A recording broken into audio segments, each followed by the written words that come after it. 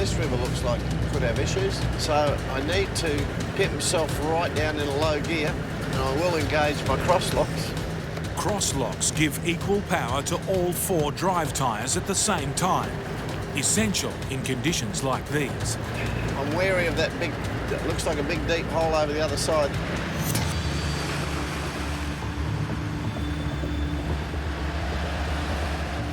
It proves no match for Steve and his truck. But the next bog hole is much deeper. Now I'm starting to go off the edge back there.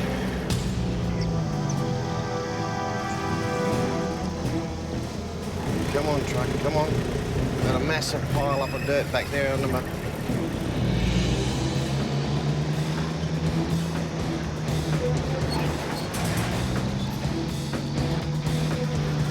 This is a big ask of these trucks every time.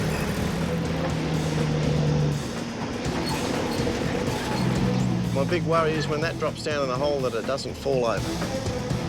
That's a big, big hole there. Bugger it. I'm going to get the shovel out. It's good news. There's no crocs.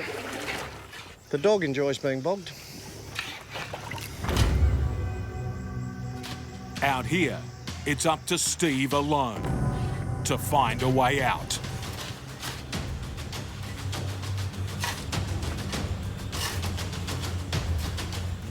And with one trailer dangerously unbalanced, he needs to work fast.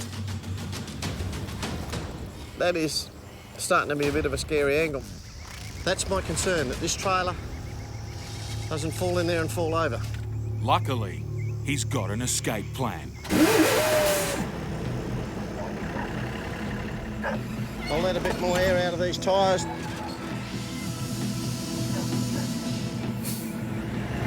I'll drop my tyres on 50 pound, I'll drop my tyres down to 40. Let it build up plenty of air, release all the brakes, and give it a little go. Deflating the tyres puts more tread in contact with the ground, increasing traction.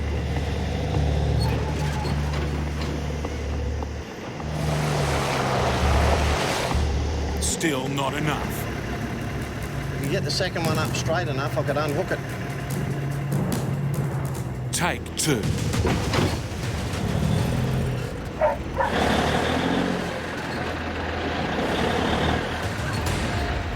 I'm going to rip the clutch out of this truck if I keep doing what I'm trying to do.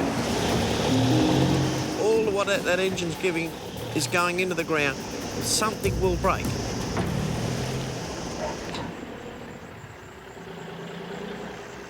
Back trailers are stuck. They're just dead weight, stuck in the wet sand. With no way to call for help, getting out of here will come down to one man and his know-how. I've got to ease the load on. So I'll drop this back trailer. That's nearly 40 tonne. I'm not trying to pull through the water. If I can get it unhooked. Pulling the trailers free one by one will take longer, but put less of a strain on the truck. Now Steve can adjust his line of attack. I'm going to try and pick this trailer up on a different angle in new wheel tracks.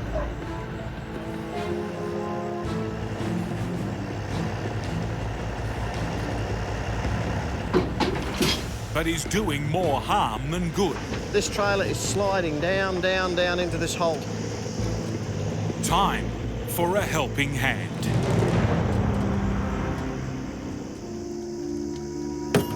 He's usually locked in his dark little cave in here. Serious, bad chain.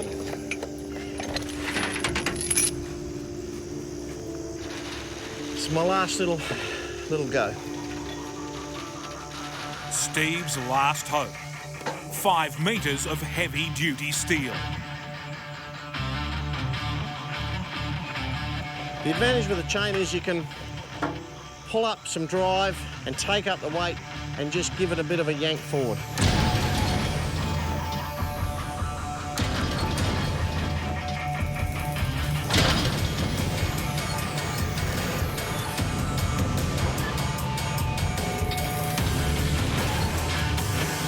one down. You might see a smile when the next one comes out. Just the tipper to go.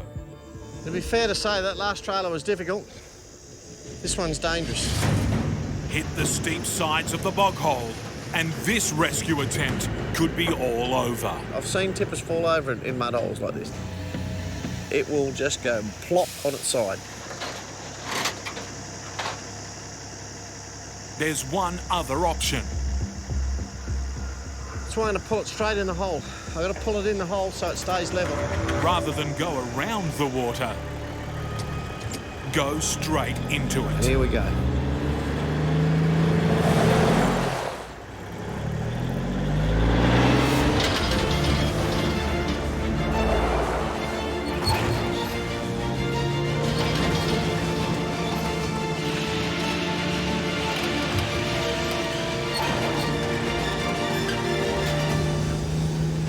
After 5 anxious hours, freedom. When you get out of a mess like that all by yourself, it's, you know, it's not without a sense of satisfaction. I'm going to get on with it, put this whole thing back together again and go deliver some freight. But there's one final obstacle in Steve's path. I don't need a bloody snake coming out and biting me right now. I can't believe he turned up after it all. We're coming up against one of those stretches of water. Doesn't look like I can safely keep two wheels up on the dry. If I've got one up on the hard and one set drop into the soft, if it's too soft, it's going to put me on a hell of an angle. I'll just back off a bit just in case. And we're just going to walk through it. We don't need to do the big splash. Try not to create too much damage to the road underneath, because when this water does dry out, we don't need to. After surviving 200 kilometres on the rough dirt, Russell's feeling lucky. We're on a bit of a shortcut, and we're just going to walk through it. We don't need to do the big splash. Try not to create too much damage to the road underneath, because when this water does dry out, we don't need to have wrecked the road. Our concern is sometimes I might just be getting out of it and the heavier trailers are coming through it. So even though I think I'm clear of the woods, I've just got to feel it, and make sure the back trailers don't drag me down. With washouts every few kilometres, progress is painfully slow and daylight is fading fast. In an area so remote, with no support crew, getting bogged now would be Russell's worst nightmare.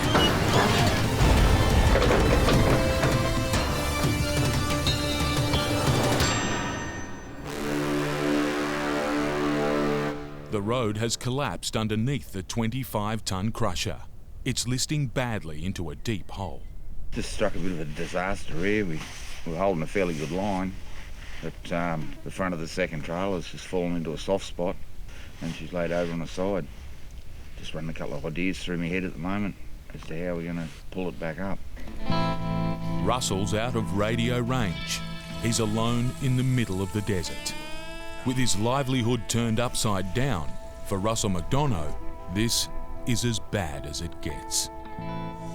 As darkness falls, he must unhook his prime mover and head for Neurope. After a bad day, not being able to find his crew is the last thing he needs. Where are you at where you drive in, or? Oh, for sake. Here, right in the middle, just driving around in circles. Next morning, Russell heads to the council to work out a rescue plan. And I'll chase up to see what we've got. The Shire's agreed to lend us their grader. Russell's hoping that between the grader, his loader and his excavator, he should have enough muscle to get the crusher out. But by daylight, the scale of the problem is plain to see. Even with 3 machines, it's going to be a tough job. Fair bit of weight here to pull up, and the ground's a bit soft, so I'm not sure how much traction we're going to get Despite the challenges, Russell has a plan. Done a good job, haven't I? If we can get it up, then we'll maybe think about maybe going back out backwards. I'll try it, eh? All right, no worries. Yeah, I think we'll get it out today, and hopefully we'll be crushing cars like we're supposed to this afternoon. You know, it's not Russell's fault. It's just the road was just collapsed and let it go. The crusher is vital to Russell's livelihood. If he can't get it out, his business will grind to a halt. It's all hands on deck.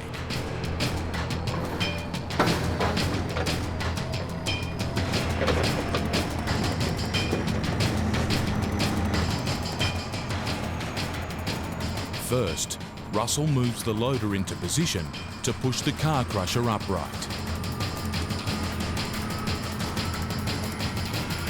But there's a problem. The loader is bogged. Now, Russell's got 2 vehicles to rescue. Now, he's relying on a 12.5-ton grader to pull it free. If he can't get the loader out, his mission to save his stranded crusher will be over before it's even begun.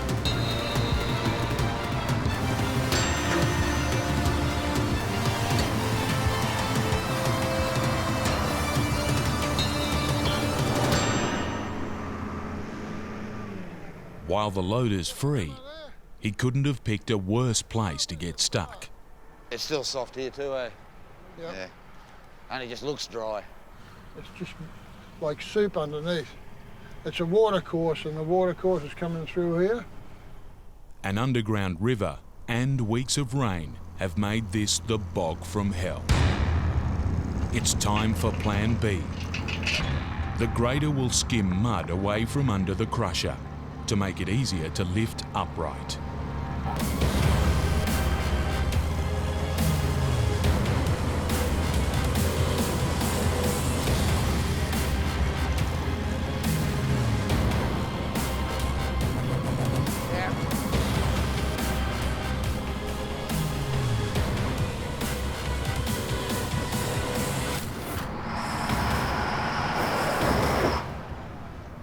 Well, we got a problem here, fellas.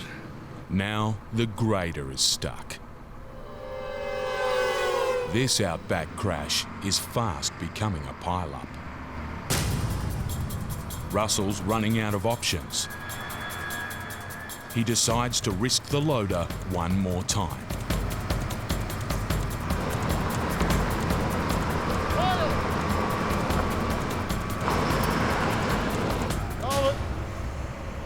But in this mess, the grader's going nowhere. Still too wet.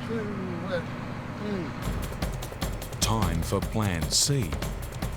Build up the mud so the grader's wheels can grip. With pieces of wood,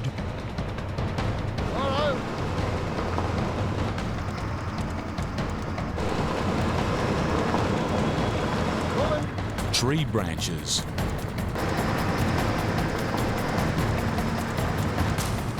finally, tyres.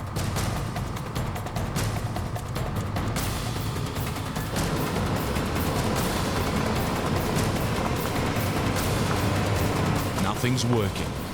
Then, disaster.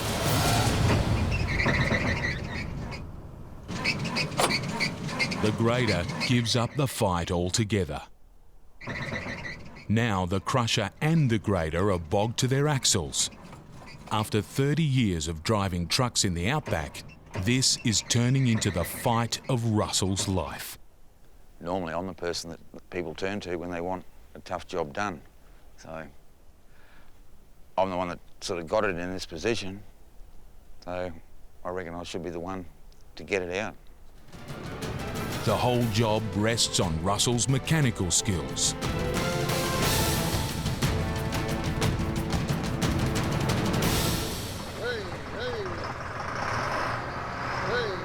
Mr. Fix-It has done it again. While the grader's working, it's still stuck fast. As the team try and dig it out, the scale of what they're up against is clear. The ground is saturated. It could be up to 3 months before the road dries out. Want to keep working, we've got to get it out. The time has come for one last go. Come on, Dougie, get it over. Come on, move it around.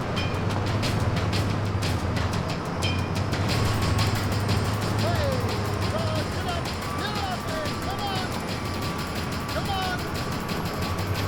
Come on. Hey. You can smile again. Mind you, we're back to where we were this morning, but anyway. Nightfall is just a couple of hours away. Russell's losing time and money. He can't give up. To try and right the car crusher, Russell takes another gamble on the loader in the soft mud.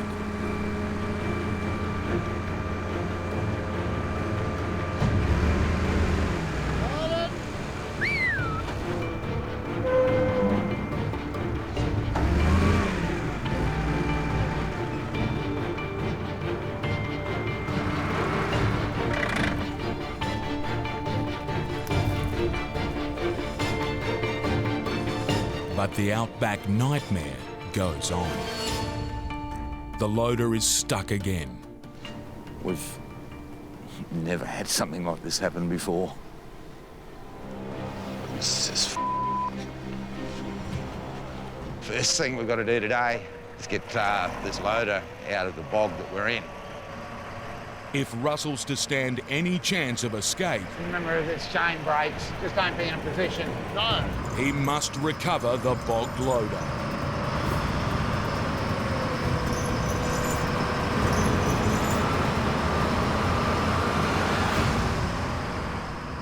With the loader free, Russell moves it underneath the crusher. His plan is to deliberately bog it, anchoring it to help lift the 25-ton crusher. Next, the grader moves in behind. I'll get you to come up behind us and just push me a little bit. As well as lifting, I've got to be able to go forward. Not as if we've only got one go, but if we don't get it right, the whole exercise is going to take longer again. If he can't lift the crusher now, chances are he never will.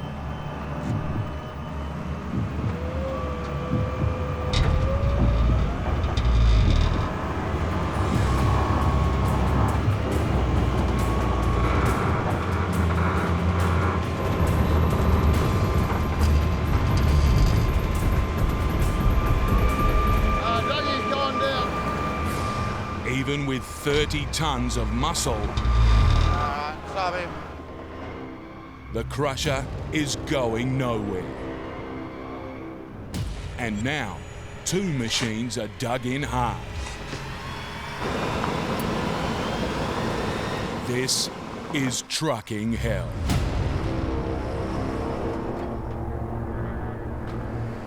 The only machine not bogged is Russell's 5-ton excavator. It will have to haul the 12-ton grader free. Just stop him before it sinks, right? Righto.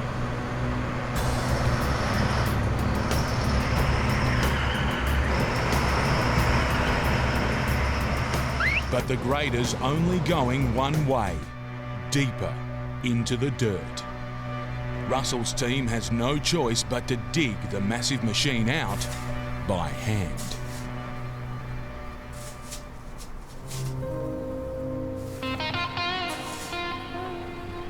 After 3 days of trying, his crushers barely moved an inch. It's time for a new plan. I'm thinking of reversing tactics. Pull everything around here, put the loader up close and high. Yep.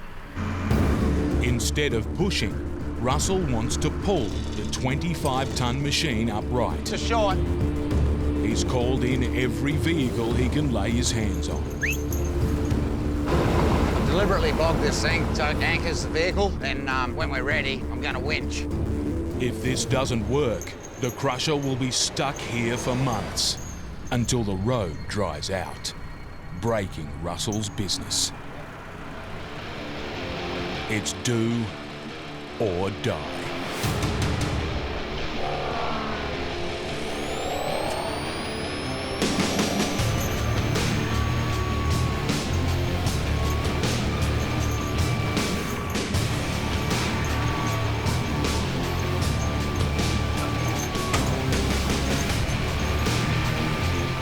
while the plan's working, suddenly there's a problem. It's frayed up at the top there. Yep. If it lets go, it'll take us off at the For knees. sure. The crusher's hanging by a few cables. It's vital Russell stabilises it quickly. We're close, right? We're not there yet. If I release the tension, she'll go. We've got to go and get shovels. We've just got to quickly scoot some dirt out from underneath the wheels that have come to the ground, and it's going to come down to level, and then we'll work on getting her out.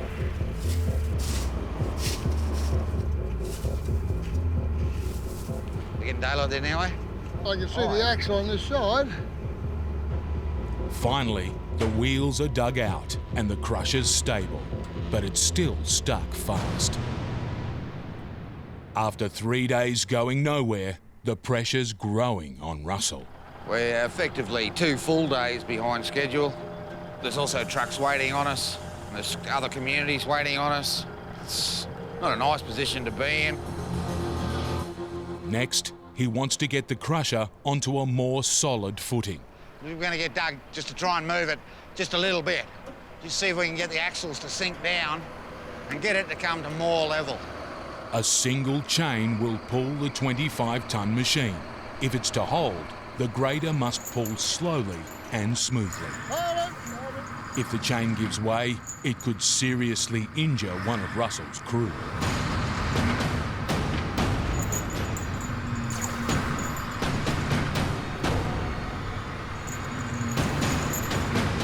Now with them going backwards and forwards like that, it's going to break the chain. See how much damage has been done here. Imagine if that had hit you, it'd be all over. While the team gets ready for another go, there's a surprise in store for Russell. Business partner and wife Nikki has come to see the disaster for herself. The crusher is our main form of income. We need that crusher. After 10 years together, Nikki's seen Russell get into his fair share of scrapes, but nothing like this. I'm just shocked. So I've got all faith in him that he'll get this out, for sure. Maybe not tomorrow. Maybe the next day. It's late in the day, but Russell wants to give the chain one more try. This time, he'll move the loader in close to lift the trailer while the grader pulls it out.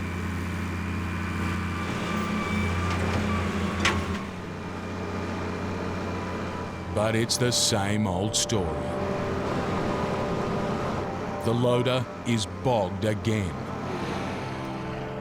After 3 long days of fighting, the strain is starting to tell. We've got it secure, but we've been moving around so much here, the water's just come to the surface and this loader's bogged. But Russell's refusing to quit. We'd promised these people at Nirrupi that we'd be here. Is up, it's just not out yet. It's only a matter of time. The grader, I have to hire that off the Shire. I've still got to pay my men. We're not earning any money. This is the part of Outback Trucking that I don't do it for this, but it's an unfortunate risk that we constantly take. The first job of the day is to dig the bogged loader out by hand. Russell and his team have been battling this bog You right? for 4 days. Get up, Silver. Get up. Way. They're exhausted and running out of options.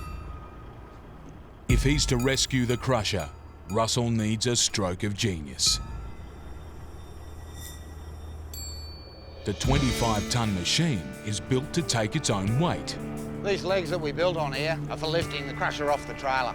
We're going to try and use them to get it out of this bog. If the team can build a solid base, they should be able to raise the crusher up and pull the trailer out from underneath.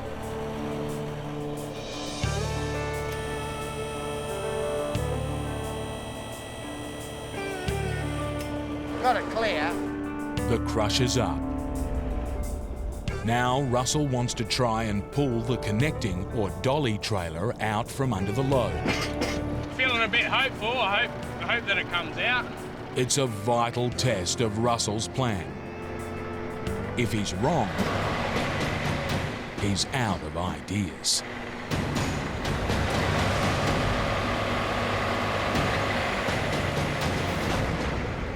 Finally, something has made it out of the mud. We've proved part of it can move.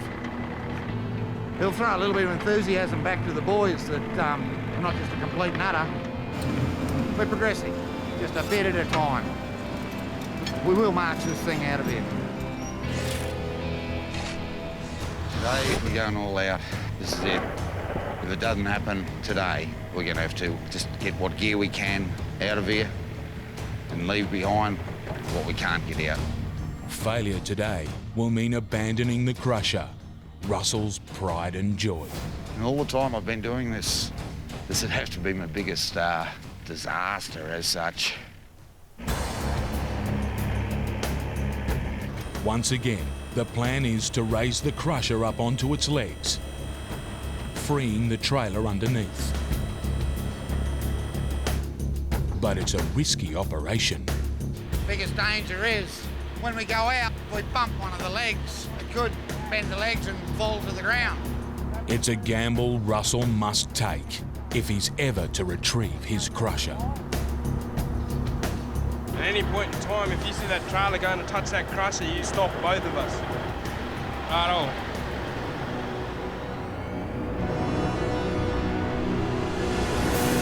It's now or never. Suddenly, the trailer's touching the crusher. Good call, good call. If they'd gone any further, it could have tipped into the mud. That was one of our concerns. The team must quickly get back on the shovels to lower the trailer's wheels.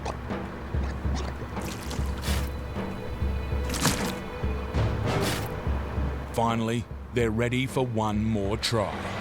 If this doesn't work, it's the end for the whole operation.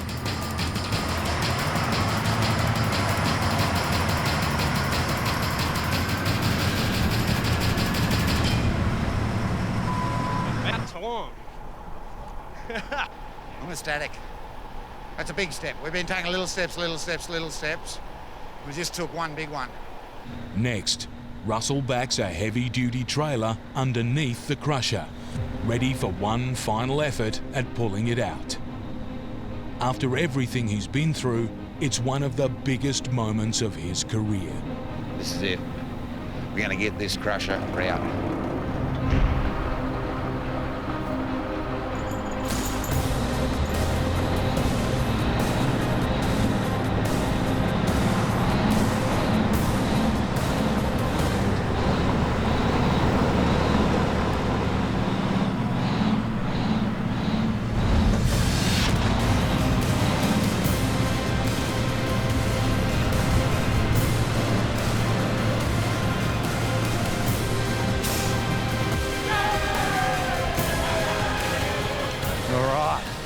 She's out. She's been out.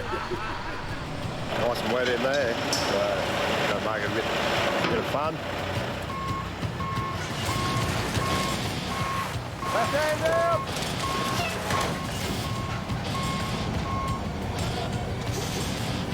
It's stuck. If he can't get this house out, he'll be forced to demolish it, losing over $100,000 and his reputation. The new owners are expecting a house delivered in 2 pieces, not a pile of firewood.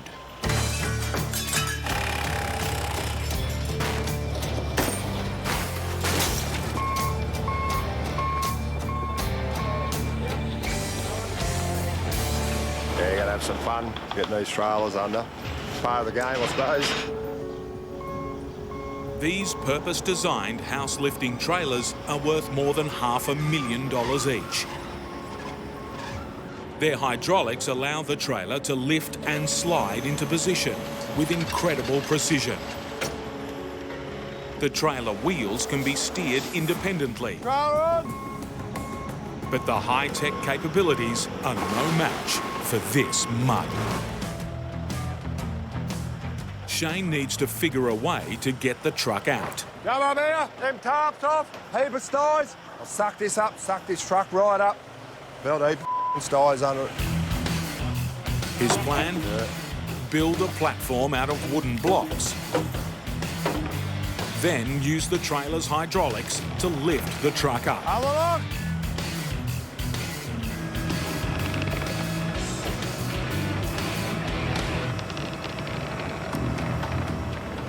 Hang on. This hole was left behind when the backyard tree was destroyed. Bogged all right. And it's getting its revenge.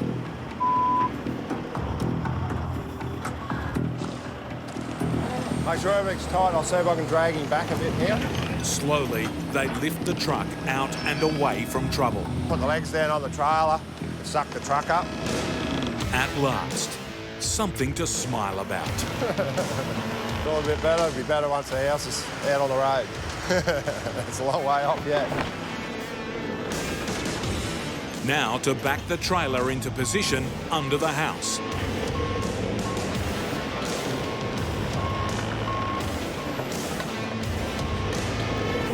Right. Grab a Zipco saw and cut this root off here. But from its grave, the troublesome tree puts up one last fight. One of its roots jamming on the front wheel, stopping everything. Keep cutting it. All right. Chuck all that trailer up. Finally, one of the two trailers is in position. And the boys can relax.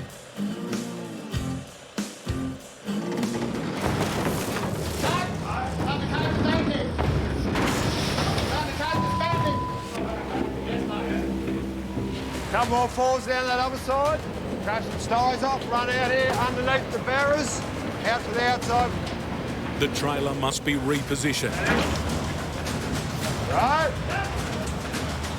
Now in place, it lifts to support the house. We're there. Time for trailer 2. Yeah, pull her up, chuck it up.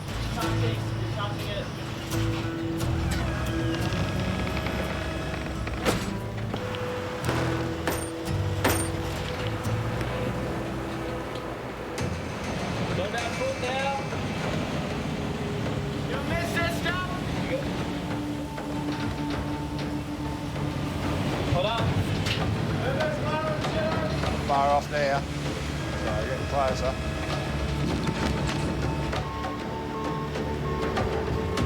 The trailers are in position. Next step, chainsaw the house in half.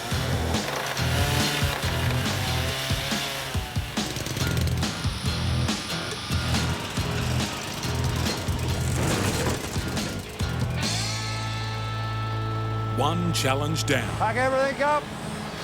Yep. The biggest yet to come. Ready to get it out, take it out, back out through the mud. With 30 tons on the back, getting out is going to be even harder.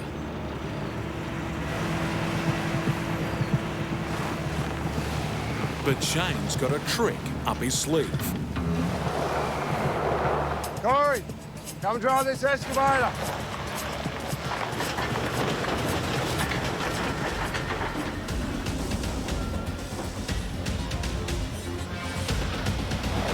Hey, Corey!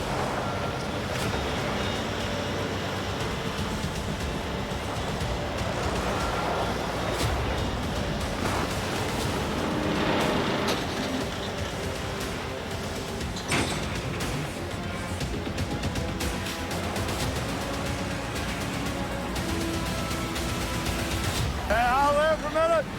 Just unhook him. It's taken 2 days to move the house less than 10 metres. Would have been a lot better if it wasn't wet, I can give you that. I can see there's been a lot of rain here, a lot of rain. So all this water that was up here will have ended up down there in the creek.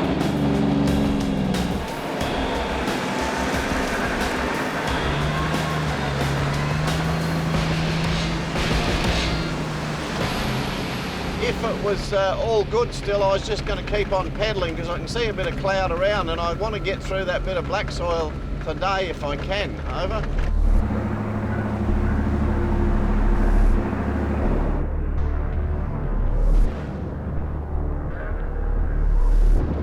The clouds Steve saw a few kilometres back have now built up into a storm cell.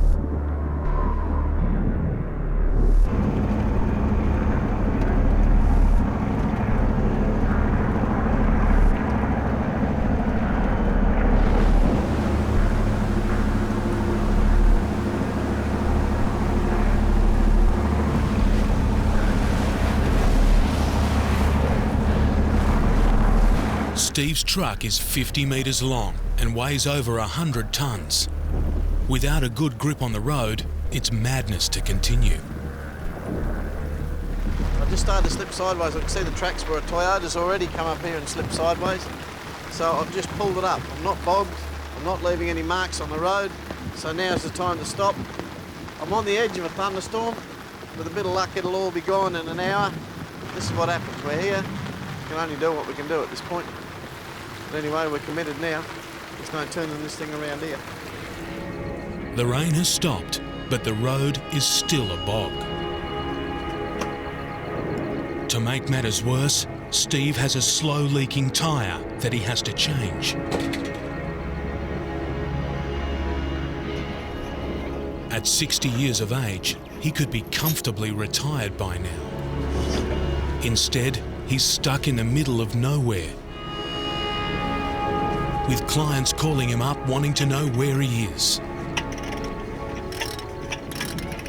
I think what drives me mad is when people ring up or start chasing me up saying, where are you? Where are you now? Why aren't you here? Where are you now? I feel like grabbing them by the neck and dragging them out here and saying, well, I'll show you where I am now. It's why it takes a while to get there. And they somehow think you're on a holiday because it takes 3 or 4 days to get there. And they infer that you've been having a holiday. I'll get angry with people like that. When you've got 62 tyres running across the roughest road surface imaginable, you're lucky if it's only one that's going flat. The mud is a pain in the arse. I mean, how many tyres I change? I don't get to love it. With the tyre fixed, Steve has a decision to make. He wants to press on, but trying to drive himself out of this mess could make things worse. I'm just sliding down the hill. What I was worried about's happening. I'm sliding off down into the gully, into that really wet, slippery stuff. The settlement he's supplying is so close that reinforcements arrive. It's a long shot, but maybe these four-wheel drives can pull him free. What I'd like to do is put you in front of me, up on the grass, you know, one set of wheels on the grass sort of thing, and just run a light chain, not a heavy chain. It's just slipping on the clay. And I'm thinking if I had you up there, just to keep my nose to stop the front of that truck sliding down. My steer tyres are actually sliding down sideways as I go forward. Yeah, I did a bit of sliding back there too. But... And I thought if you had two wheels on the grass, I've got a good chance of just pulling that one out.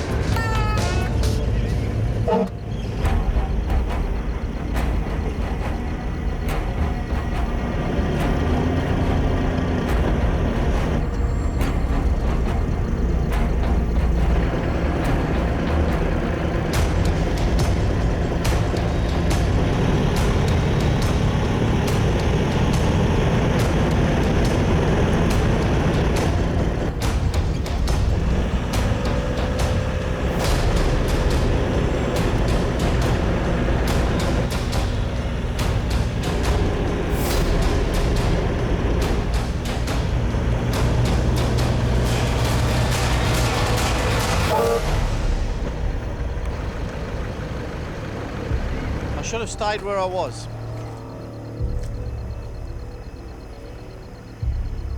Come on, this is where we camp tonight.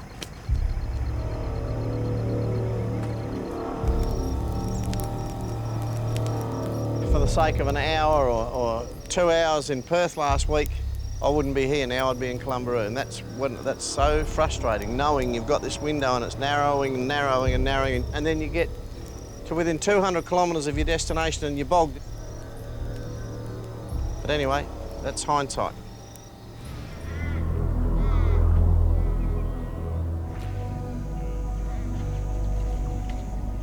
Now his only hope is that the mud has dried just enough to give him some traction.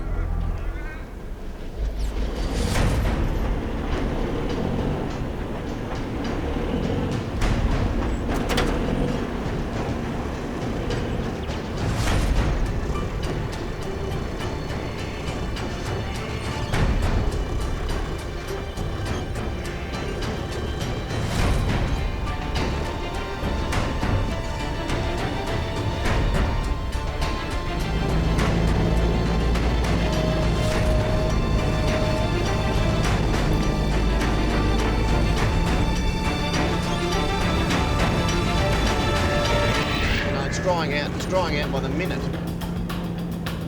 What was mud this morning when I got up out of bed was hurting my feet by 7:30. 103 kilometres to go, which is the worst 103. And now the fun starts. At every point that you get to, the road gets less maintained, less cared for. Proper goat track up here. With the road in such bad shape, the people Steve's delivering to are starting to worry he'll never make it. Their inquiries are starting to get to him. Now, I'm not bogged. I'm not bogged and I'm heading towards Theda. Over. I'm not going to get bogged for the next 80 or 90 kilometres. Over. But the road in front of him is telling a different story.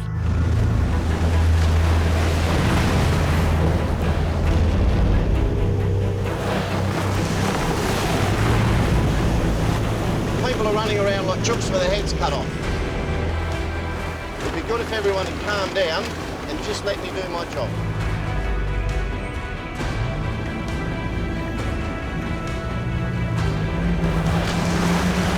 People are making phone calls in every different direction because it's rain, thinking, wow, this is it, the wet season's coming.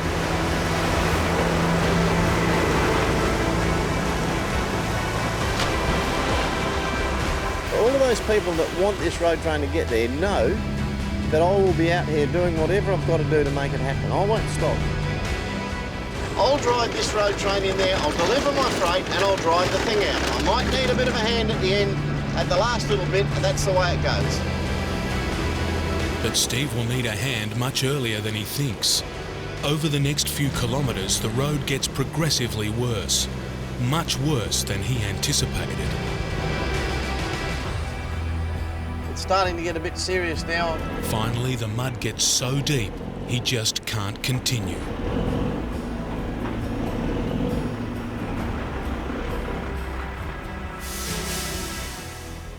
The people waiting on Steve's supplies are now seriously concerned that he's not going to make it. Builders waiting on materials. The community store waiting for food. As a last-ditch attempt, they send out a grader to try and pull him through before the weather gets any worse.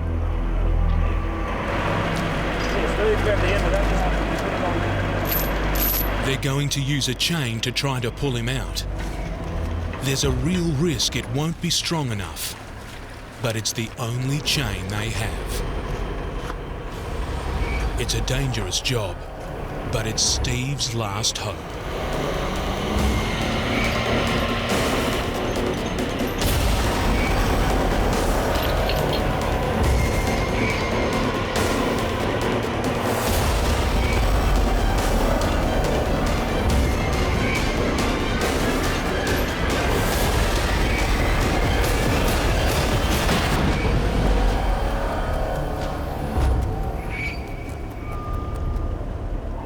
road train up. I'll pull the lead out and I'll come back and get the dogs. I'll take the lead up there past that wet bit. A whole community is relying on Steve to make it. He's managed to get the prime mover through. The water that's laying there doesn't worry me. It's the slippery stuff getting up to the water. But there are still 2 trailers stuck and only a single chain to try and pull them out. Hit pings, that's the one that can take someone's head off.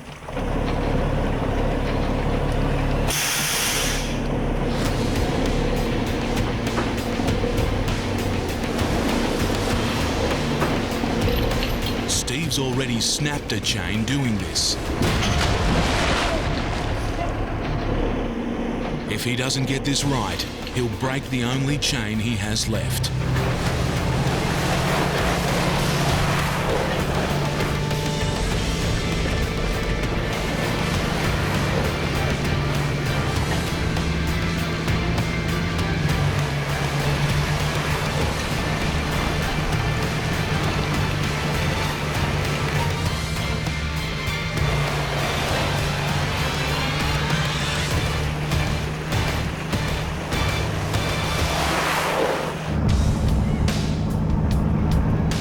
While Steve is finally moving again, his old engine is struggling.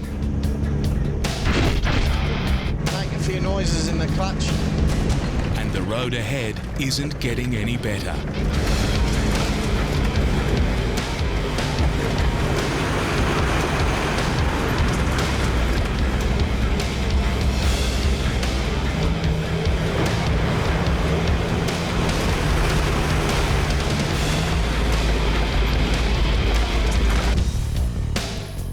The road is the homestead of the Theda cattle station, and 20 kilometres beyond that is this.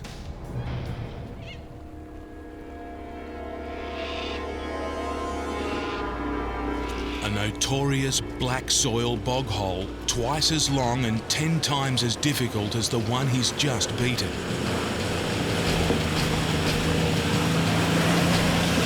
A struggle for a 4-wheel drive. A nightmare for a 50-metre, 100-tonne road train. That bog hole's been my nemesis since before this trip started. I've had a video sent to me of that bog hole when I was in Fremantle loading these containers. I'm in the hands of the weather. I've been here before. I've been stuck on the road and I've waited. I'm stuck on the road and I'm waiting. I've got plenty of tucker. If I've got to wait a week, I've got to wait a week.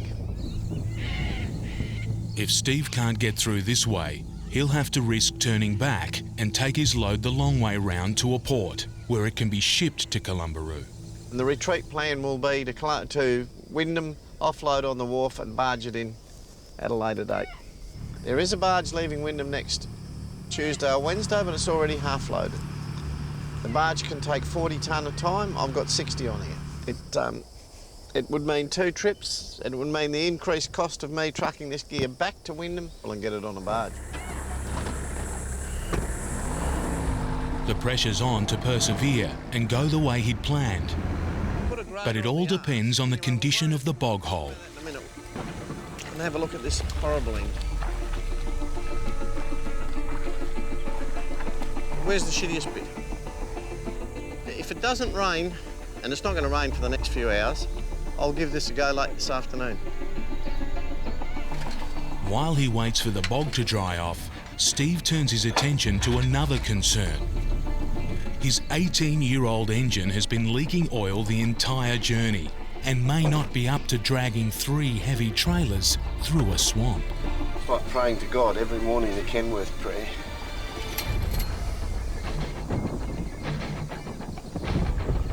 Well, this poor old motor has got here. It's done a mighty job to get here. It's starting to run a fair bit of coolant out of the heads and things. It's not good. After 2 weeks of blood, sweat and mud on the road, tea and scones at the homestead sounds like a good idea. The scones are as good as ever. I thought you had a hard time, Steve. Well, tomorrow might be a big day. I'd like it to be. I don't like the look of the sky. It's back there down the road. Oh, my Lord. The weather catches Steve out again. It looks like his tea break was a big mistake.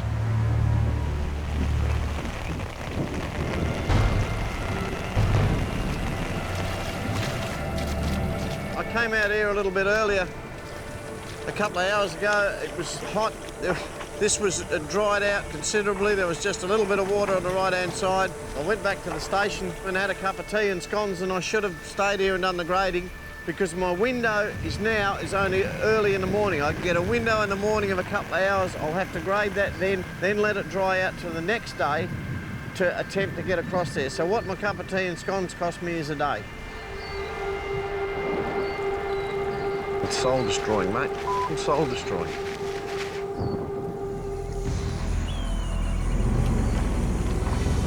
There are blue skies above the bog hole that's trapped Steve Graham and his road train. But the story on the ground is not so encouraging. Our Father, Wishart, in heaven, Harold be thy name. I think Harold Wishart has won this round. I'm not saying he's won it yet, but he's close to it. It's 100 metres of thick black mud, more than a metre deep in places. And there's still more rain around. The only real rain in Australia is right here where we are. I was, 100% positive that I'd get this load in the last 70 odd kilometres to the destination. I'm only 70 kilometres short of it. If the road's washing out and there's a great gully forming in the road, well then it's beyond me. Then I need local government to, to rebuild roads. It's the decision-making process is way beyond me. Then I can just simply put the alternatives to people who want this load in there, who want food in there, who want the building materials in there, and it's up to them at that point to call the shots. I've had lengthy discussions with everyone involved. I'm prepared to sit here for a week. We'll give it 1 week from today. No rain tomorrow. Monday, no rain. I'd have a go at it. I'm still got a feeling that we may get a window of opportunity sometime within the next week. Over. The situation is so dire, graders have been sent from the community Steve's supposed to be supplying. But he's got trouble getting traction there himself. Food and building materials are long overdue. You need your stuff off that road train down there? Contractors are relying on him. We're ready to start doing some work, but we need fencing gear, which is on the truck. Well, we're not working, we're not getting paid. We've got to put something up to get paid. Patience is starting to run out. They offload some of the freight in the hope they can get it the rest of the way on the back of four-wheel drives. It's a plan until Steve gets more bad news on the weather front. Just been told that they've had 5 inches of rain at Columbaroo. There's a river between here and Columbaroo. Rain has made crossing it impossible. Now, everyone's stuck. Don't rush. Columbaroo just had 5 inches of rain. Well, you're here tonight, mate. Nice food, lovely people. Welcome to my world, gentlemen. A world of sadness and gloom where you go off to do a little, you just say, right, I'm going to do this today, and then rain buggers you up. And you know what? I wanted to be a trucker years ago. Geez, I'm bloody happy I changed my mind. It's Outback Trucking. Shit happens. This is where we're at.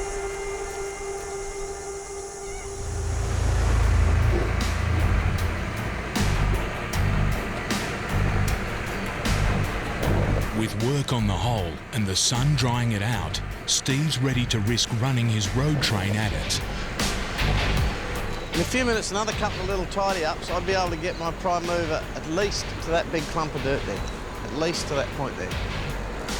It's amazing how optimistic it makes you when it doesn't rain on it for the day.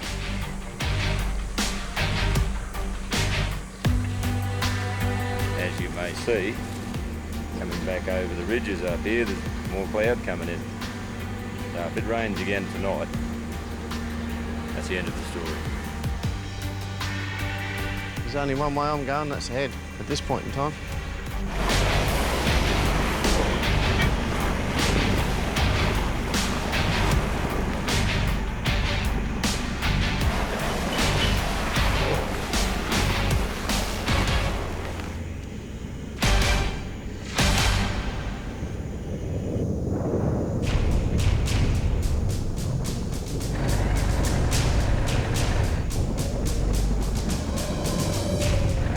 If Steve doesn't beat the bog hole, he's stranded. Out here, there's no way he can turn his road train around. We've been waiting here at theatre for a week. We've had the last 4 days without rain. It doesn't look like it's going to rain for a couple of hours or so.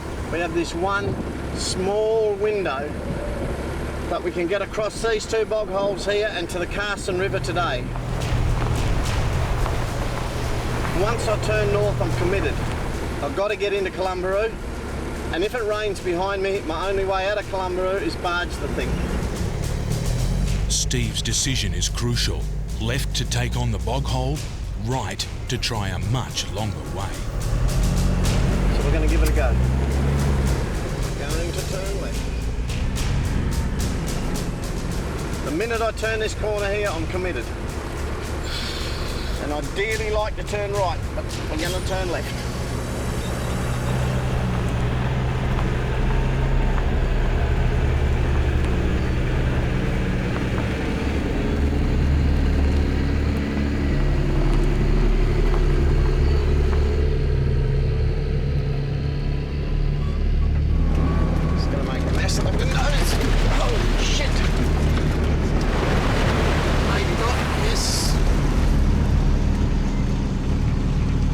Have gone away a little bit. I'd like to think that, I've got 3 or 4 hours to play with these bog holes.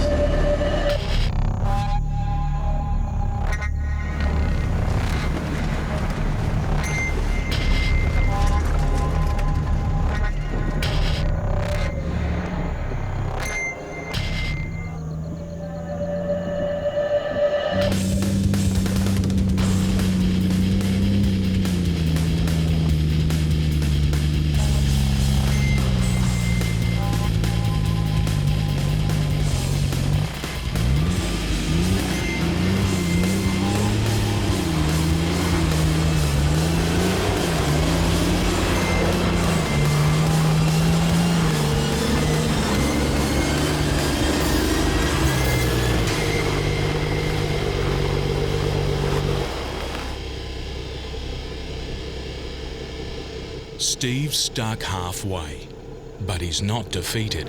I'm feeling good. I got to where we said. The chain should reach to there. We got to where we wanted to get. Was that tyre near enough? I should be able to pull it through. From here, I've got to keep going. There's rain coming. From here, all hope rests with the chains.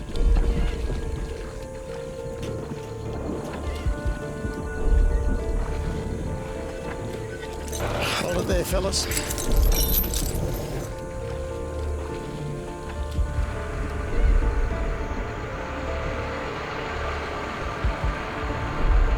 One toot is go. 1, 2 stop. And 2 stop. Now, it might look like nothing's happening. Just keep them going. Until you hear that double horn, then shut them down. Please.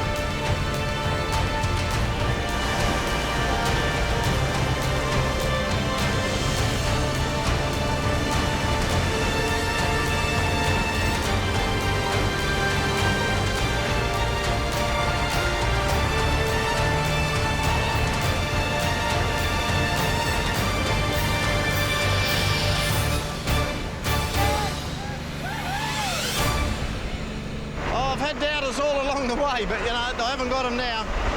He did know what he was doing. He maintained focus and he knew what he was doing. Give us a ring when you get in. Well done, well done. Steve's been on the road for 2 weeks. Now he's within hiking distance of his destination. That's the confidence booster. It's not Columbaroo tonight. It'll be the other other side of the Carson River. The river is the final obstacle of his epic 3,000-kilometre journey. It's flooded, but passable. If Steve can cross it, he's home. But first, he has to make it to the riverbank. I don't know what I've got here this time. Like a flash.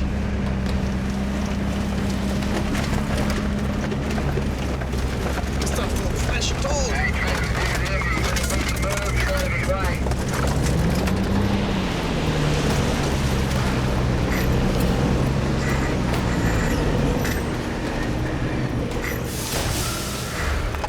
Need a grader with a stiff bar back here, fellas, quick. Try and get this. One grader or two, Steve? One'll do, thanks, mate, for a starter. See how we go. Something's wrong with the end trailers. They're dragging like dead weights. They're dug in.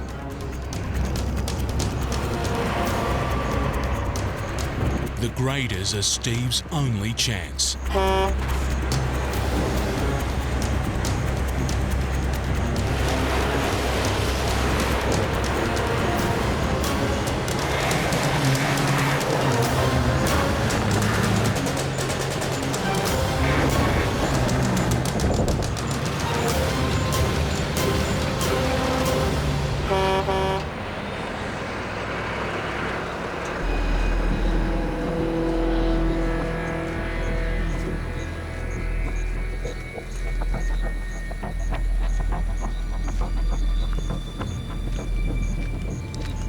This is seriously bad news. The road has caved in, completely burying the trailer's axles and wheels. Steve was almost in sight of Columbaroo. Now he's in more trouble than ever. This is the worst I've ever been, and I did not expect to lose sight of this here in this road. Now we're held up another day here. The blokes that went before me on graders and in four-wheel drives, no one picked it. There was just a bit of road there that was soft underneath. It's a day's work here. Let's get these off. Steve has no choice but to cut his losses and try to get the front trailers through. Righto, Greg, I'll rock him. Just keep that lock on the other side open while I'm rocking him, all right? You ready?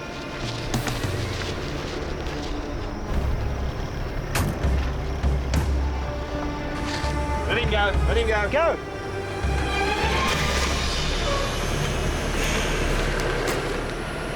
Let's get going.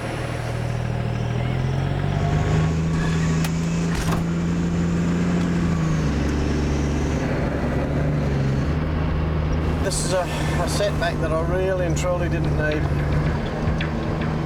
Steve has less than 50 kilometres to go, but it's on a road that was never designed for a road train. This is a bad little jump up that's a real doer. Even the smallest hill can be a struggle.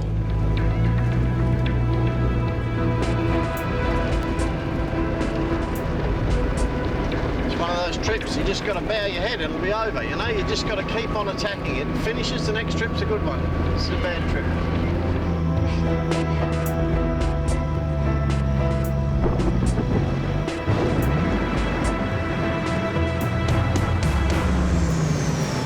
Rain, looks like rain coming over there. Doesn't look much. It's collapsing under me here, the shit. Up ahead is another black soil bog. Got to get through this bit of black soil before it gets here.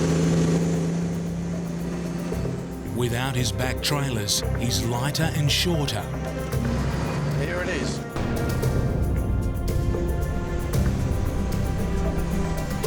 But no truck was built for this.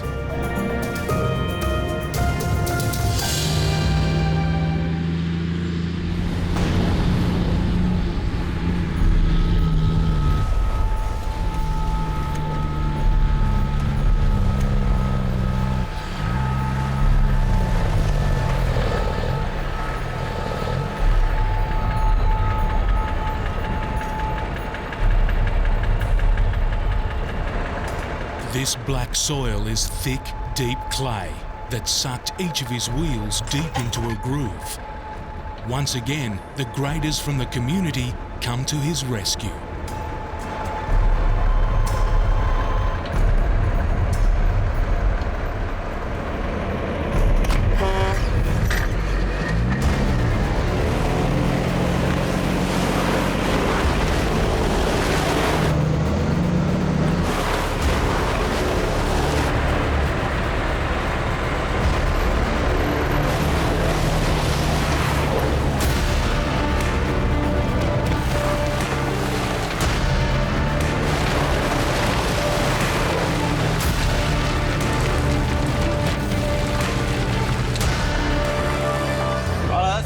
Black soil bog hole that everyone was concerned that I wouldn't get through.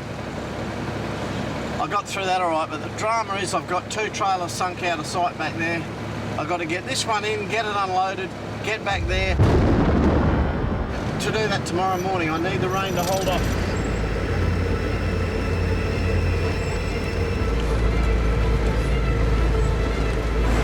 Up ahead is Steve's final obstacle, the Carson River.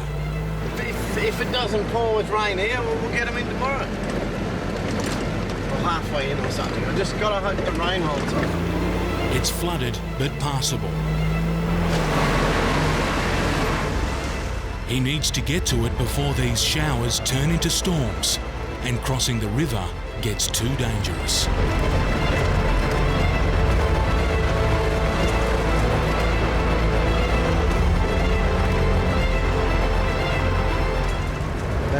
Find out what's gone up or down since this morning. It's flowing fast, but I don't think it's that deep. We were all concerned that we'd get across the Carson River. That was the major focal point. The Carson River was going up in front of us. It's a bit deeper than normal. We'll just whack the graders on. I'll have a good gauge of how deep it's going to be because I'll be following the graders through. It's just slippery with this little bit of rain, but the river could rise by a metre in an hour, so we best get into it. We're going to get across now while we got some light. If I was sitting in that river and the water came up over and filled the engine up with water and the diffs up with water and the gearbox up with water and the fuel tanks up with water, it's all over. A dead road train bogged and drowned. The sky's closing in, I hate it.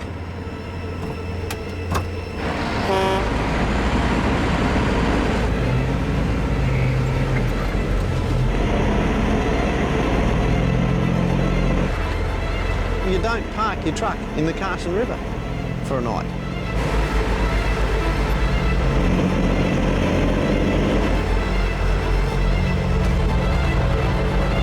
I'm concerned about the depth. I wouldn't want the river to be any deeper.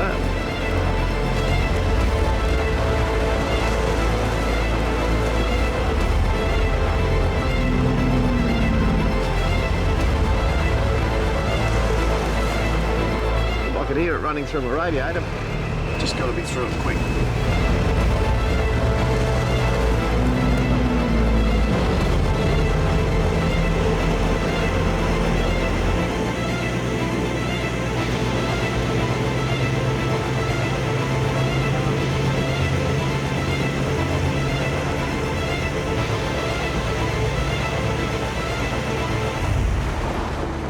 But his water worries aren't over. A massive storm's come out of nowhere.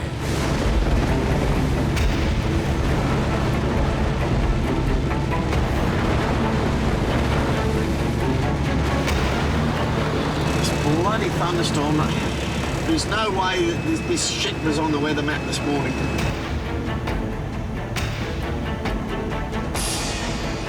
The satellite photo, the weather's clearing, there was nothing on the radar.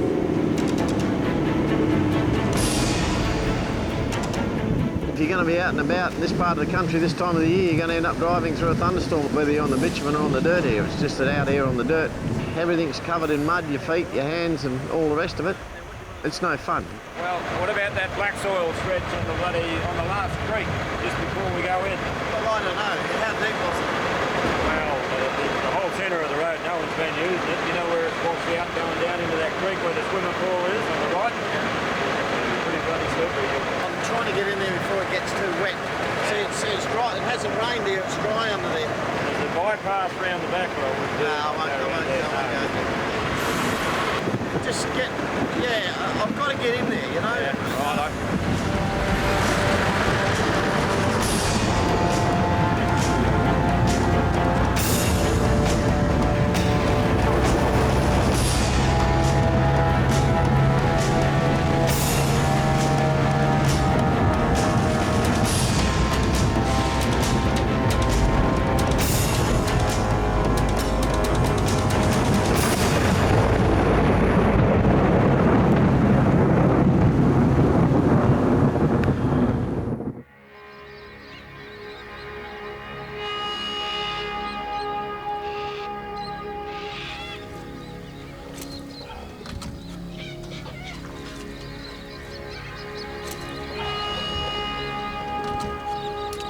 Steve's truck is bogged again, just walking distance from his destination.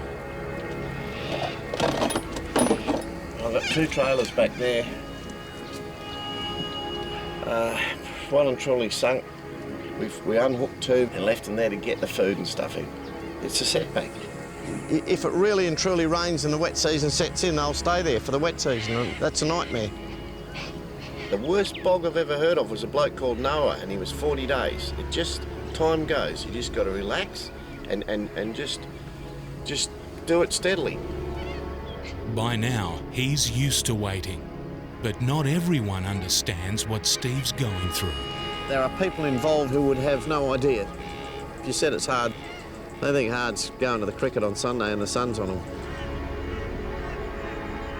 Right now I'm going to go into town and have a cup of coffee and take the day as it comes from there.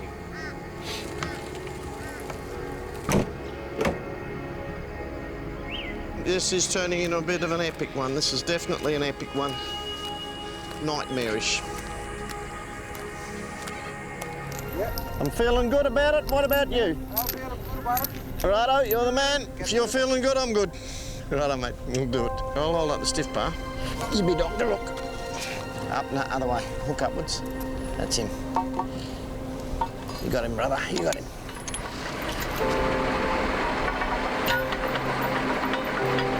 Forward. Yeah, I'll get him to take up the slack. Let's give it a go.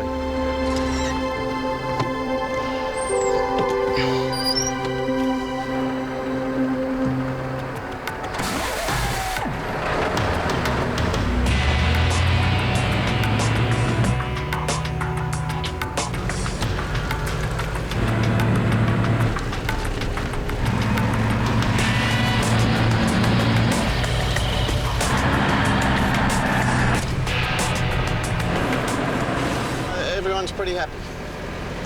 I especially like it that the grader and loader drivers are happy, the local blokes, because they're keen to get this load in. They're really keen. Well, the whole thing's got a community spirit to it again. All the kids out watching it come in. Those blokes driving the graders, they're dads of some of those kids. Got a pretty good welcoming committee. Oh, if I toot the horn, everyone will stop. In a minute, I can't do it just yet. How you going, kids? Soon.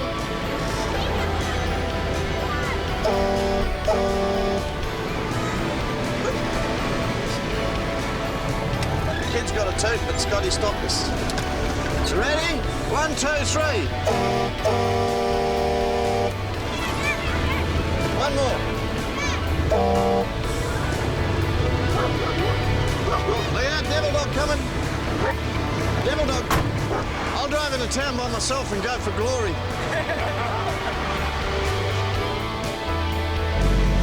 So everyone's involved. It's good. It's a good feeling to get this one in. What should take 10 days took more like 45 days. The bank manager's going to see a bit of red on the sheet, and life will go on from there. It's not the end of the world. It's one of those trips that you get them. That's bloody soft there. Joey's worried his 43-tonne truck could get bogged. Well, we'll only have a couple hundred sheep on, but it's still, yeah, just don't want to get stuck. Yeah, just it is soft there, and more bloody oath it is. If he's to load up, he'll have to cross the wet ground. Oh, we'll give it a go over there, and we haven't got a lot of sheep on, so we'll just give it a go. Joey needs to reverse his 37-metre road train up to the shed door that's barely a metre wide. He must be centimetre perfect. And the soft ground's making manoeuvring a nightmare. Thinking on how to get straight and how to get back, and you've got to have good steering to back this thing, and I can't get real good steering. You can't wriggle it all quick enough, or you're sort of buggered, you know.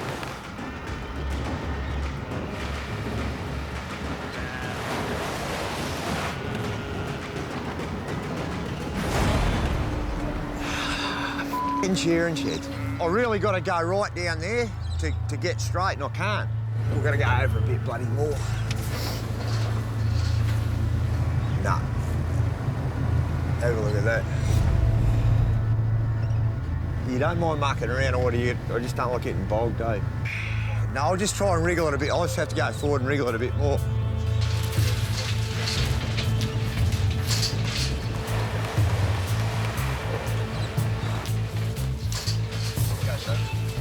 Bloody hell, Hope. Get it this time. We got it. While he's made it to the shed, the challenge now will be getting back out. Added to his 43-tonne road train will be another 20 tonnes of sheep.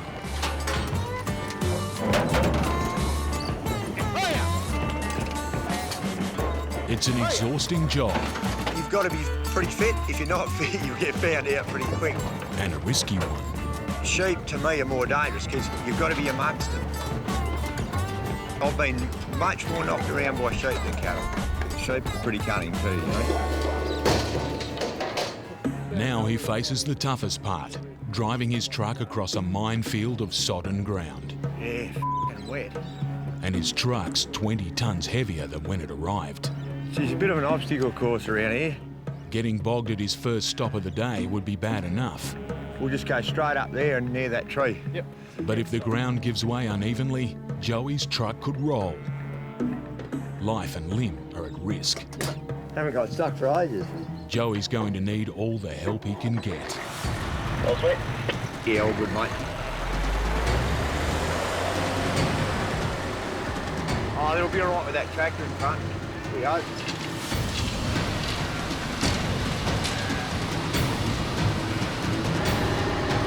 Yeah. Just worried now. Very worried. Yep, cool. Yep, we're in the shit.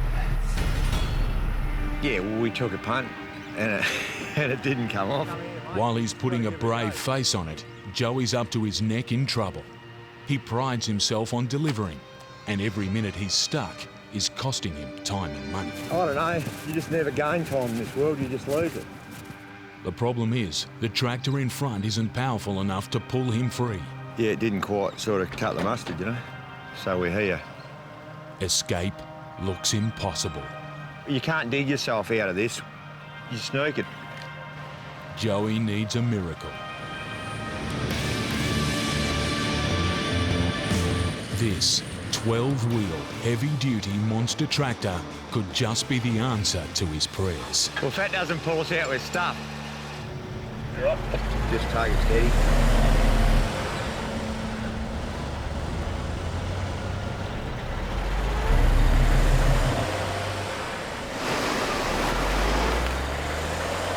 But even this brute can't drag the road train free. It's time for Plan B. Oh, we're just going to pull it back a bit first. Don't really want to pull the bull bar off this truck. The back of the truck is lighter. The hope is the tractor can get some momentum and pull Joey out.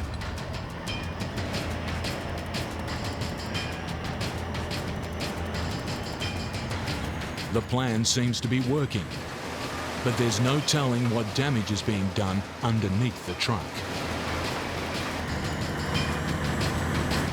Yeah, you can drag something off underneath, you know. You can rip the bloody fuel cost line off for your fuel or any bloody thing, you know.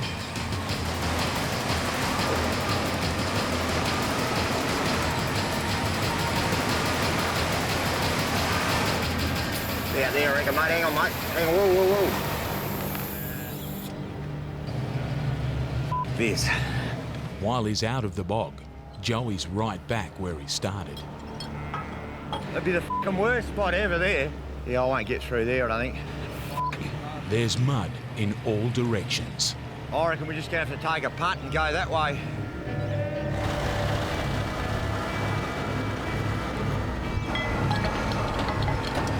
All Joey can do now is set his wheels straight, cross his fingers, and hope the tractor can plough its way through. Yeah, get into it.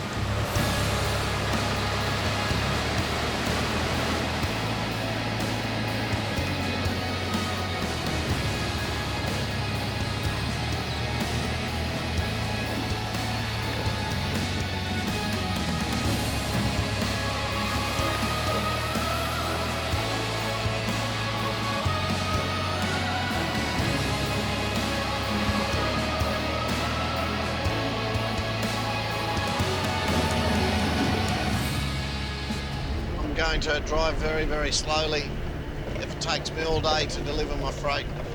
And this is how the day will go. I will just idle along. At least the scenery's pretty. Faced with deep corrugations, Steve's reduced to a crawl to protect his rig. I've only come 12.5 kilometres. It could be anything to deal with yet. The next 40k. My mind's constantly worried about that bloody engine hanging under that trailer. That's what I'm thinking about. It's painfully slow going, but there's worse to come. This is soft, gutless sand through here. A little bit scary, this stuff. If Steve loses traction now, his truck will sink in deep, while the struggle could rip the guts out of his fragile crane trailer. That's what will break this thing in half.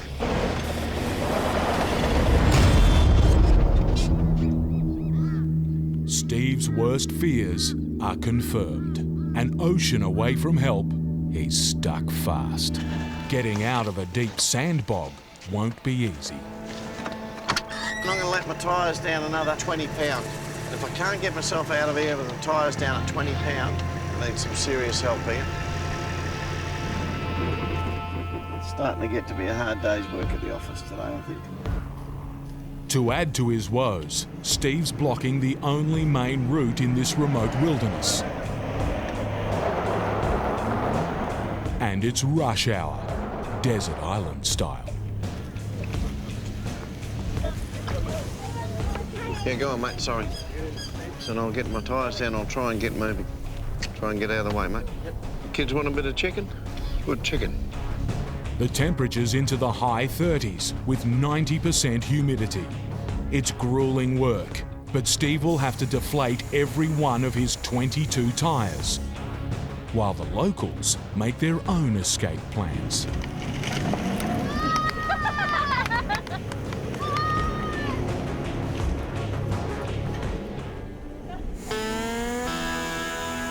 But Steve's not going anywhere soon, and behind him, a tropical traffic jam is starting to build up.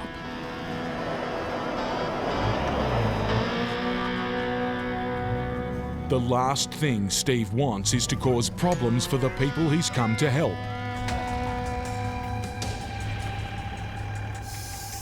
But the deep sand is hard work for a 4x4, let alone a 40-ton truck.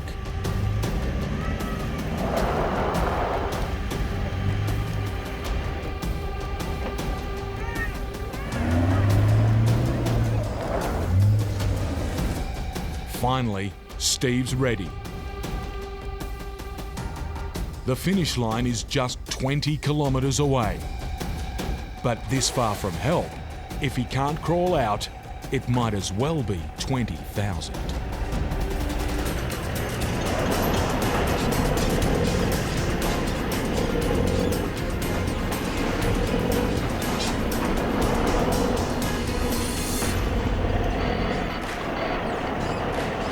He's a long way from home, but this Outback Trucker's not beaten yet.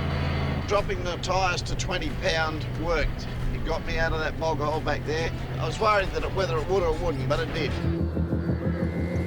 You can't help but notice as we get further out, we're getting towards Docker River now, the road is deteriorating. I've got my tyres let down, but still doing damage to the gear and the freight that you can't see. When I hit that border, if it's the same as what it was before, there is no road.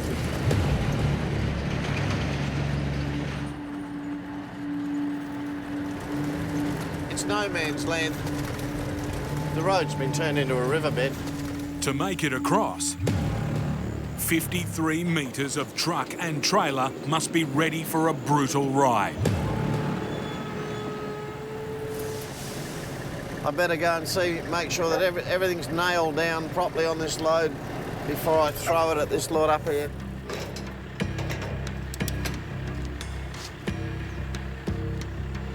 There's been no rain out here where I need it, so I reckon it's going to be really dry, gutless, pinned down like that. To power through it, Steve will need every one of his 62 tyres. Hopefully that's fixed the problem. You put a bit of air in and get your tyre moving. Plugs often seal themselves as the tyre moves around and builds up a bit of heat. They often don't too. Time for battle. Steve's got an arsenal of weapons to fight the sand. Weapon 1, his cross locks. For this soft mongrel stuff up here, I'll engage my cross lock in the back axle. That way I've still got plenty of steering, but it gives me a lot better traction. Steve's cross locks turn his truck into a four-wheel drive. Weapon 2, tyre pressure. We have that back diff engaged, and I'll drop my tyres right down, and then I'll lock everything up to hit the soft sand. Weapon 3, and the most important, momentum. If I can get up enough speed, I might roll through it.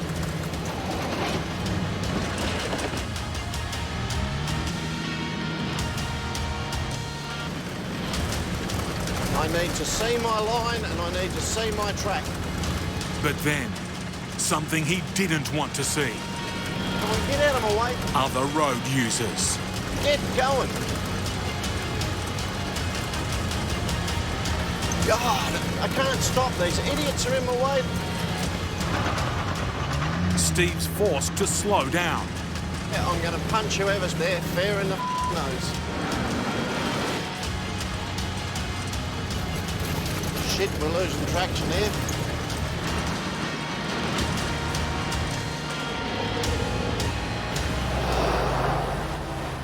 Big time. Oh, I don't like it.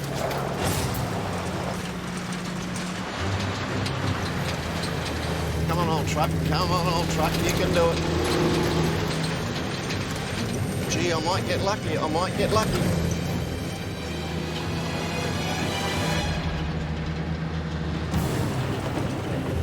Yep, I'm going to do it.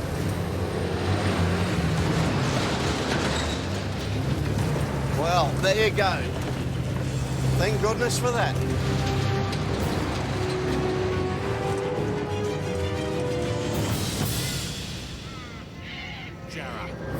Looks like a bit of a slippery spot here. There's been a bit more rain than what there was closer into Cal. In the lead truck, Si's approaching the worst of it. A little bit of slop coming up, get ready. But makes it through. Pat's next in the water tanker. Steve is bringing up the rear. At 53 metres long, getting his 3 trailers through the mud hole is going to be tough. Si's got 20 wheels to pull through here. I've got 62. Righto, here we go.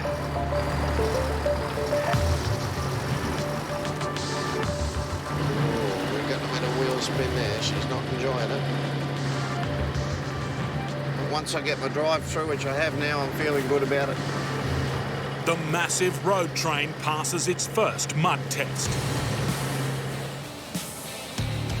I was worried about my pacemakers back there, but then I realised I was going uphill. Are you trying to kind of say something? That the pacemaker's doing a good job. Oh, you're on it, mate. Because I'm breaking the air for you, mate. Just getting sucked along by my power. Size engine is a little bit more modern than mine, and puts out more torque. But I would like to point out he's got tiny little wheels there that are ready to give him an awful lot of trouble. So there's a little bit of to and fro going on here. Who's going to pull who out of the bog?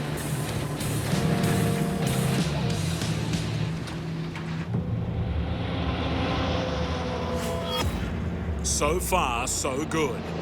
But news drops about an approaching cyclone, and it's all bad.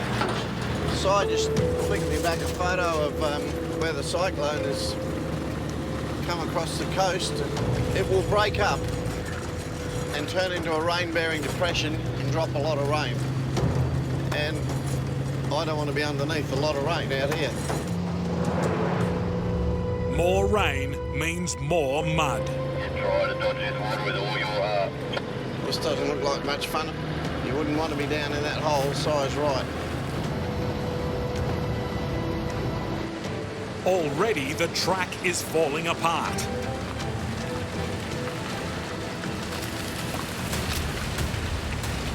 Sorry, old truck, but you're going to take out a bit of scrub. I hope we don't get any punctures out here. I don't want to do it to you.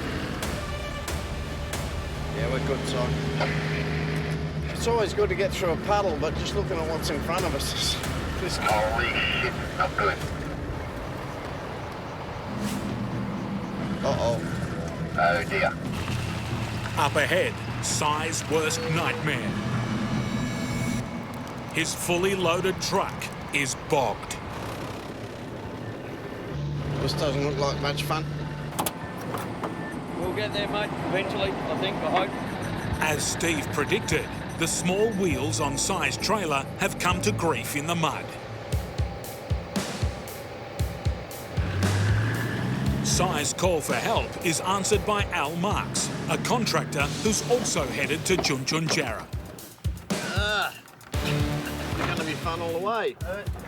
What do you want to come and play with us for? You should have gone to town with the others, mate. I could have been on the piece now. Go forward a bit, bro.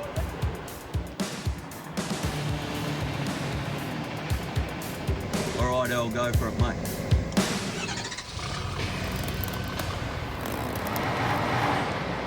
Oh. Come back a bit, El.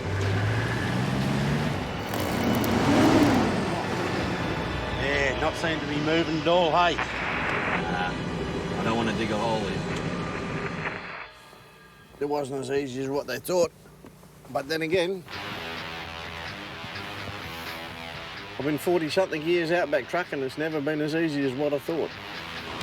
Steve switches to plan B. All right, we're going to attempt to reverse out of this slight bog hole. This time they've chained Si's truck to Pat's tanker.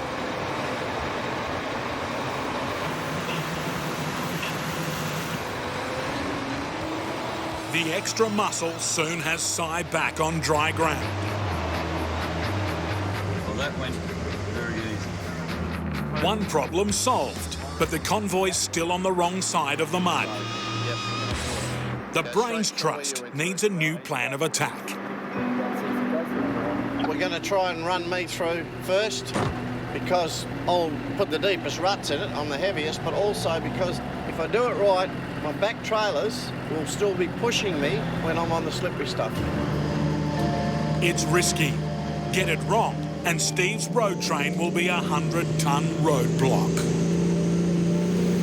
Oh, here we go, we're into it. Trailer's pushing me nicely.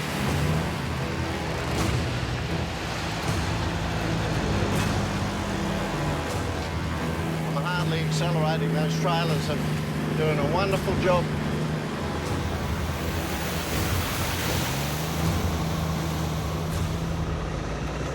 Right, mate, I'll watch you in my mirror. Si follows in Steve's tracks.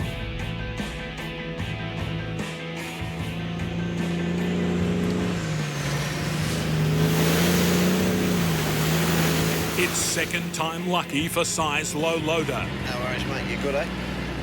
Yeah, mate, all good. Jason's backing himself to make it across. Feels a little bit soft, but hopefully we'll be okay. We just go into it steady and don't do anything silly. It's critical he hits it with enough speed. Too slow, and he could get stuck.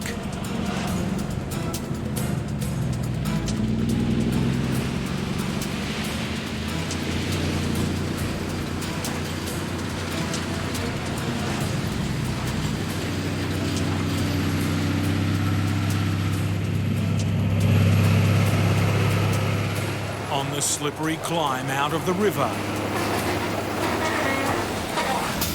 Trouble.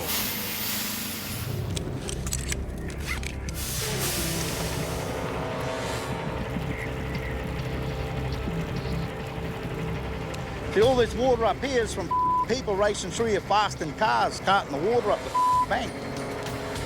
But I come through too slow. I come through with a bit more pace.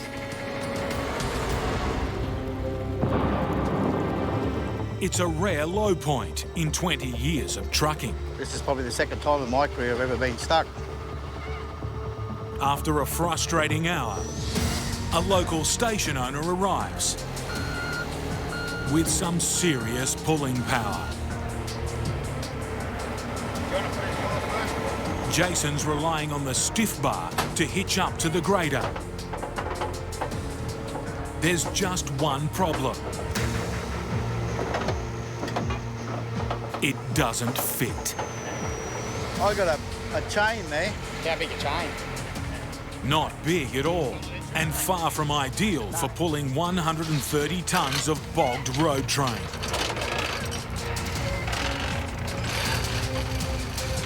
If it snaps, Jason will have run out of options.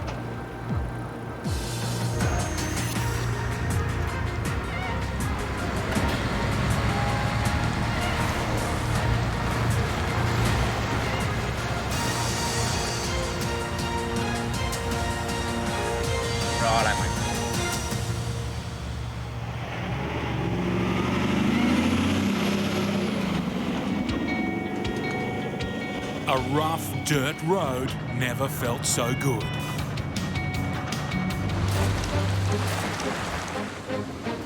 Starting to get wet. In the far northwest, Nick and Joe are watching the road deteriorate in front of them. You just feel the truck just sucking down in the surface of the road, just pulling. A storm's been through. Just start to wonder what the rest of the road will be like further up. And the sky up ahead is ominous. We're driving straight into it now. It's getting blacker and blacker every kilometre we get nearer and nearer to it, and the breeze is picking up and the temperature's dropping. You can just feel it's a big storm. Oh, smell that rain. Yes, very wet now. And it's a big cloud of water. Very big cloud of water.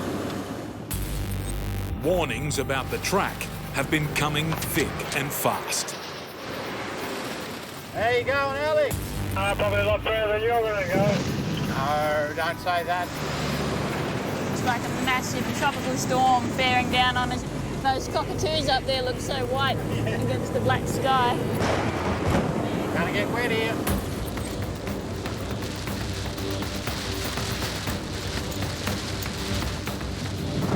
No, it gets bloody slippery along here too, just slippery clay crap. It's getting blacker and blacker, so right in the middle of it.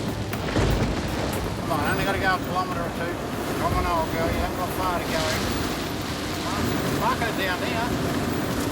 Bloody slippery, I don't want to slip down into there. Oh, it is slippery. Real slippery. Point of no return now. Yeah, I reckon. Come on, just got to get up that little tiny hog. Come on, old girl, pull.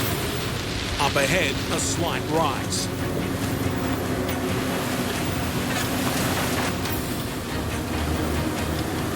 Get out of this bit, I don't want to be rain sitting in here. But with 70 tonnes of truck in these conditions, any gradient is going to be a massive challenge. Just got to get up that little rise.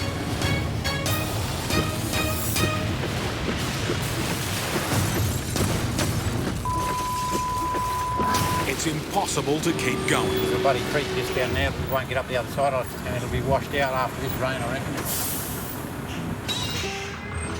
This is where we're going to pull up for a while, probably till tomorrow morning, I'd say. You did a very good job getting through that. And look, blue sky. Pull up here for a few hours, probably all night, see how it looks in the morning, maybe it's dried out. Next morning, clear skies. But that's not fooling Nick. I think we're going to be in a little bit of drama today, I reckon. He knows this road too well. It might be a very long, slow day. Up ahead, the mother of all bog holes. At least 1 or 2 road trains have been stuck in it.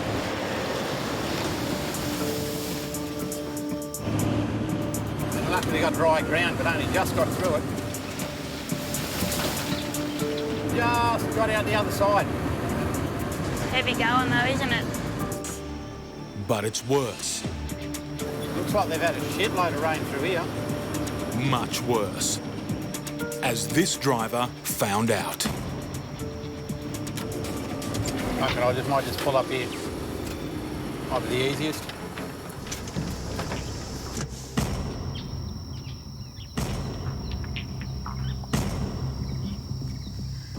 This is not real flash at all.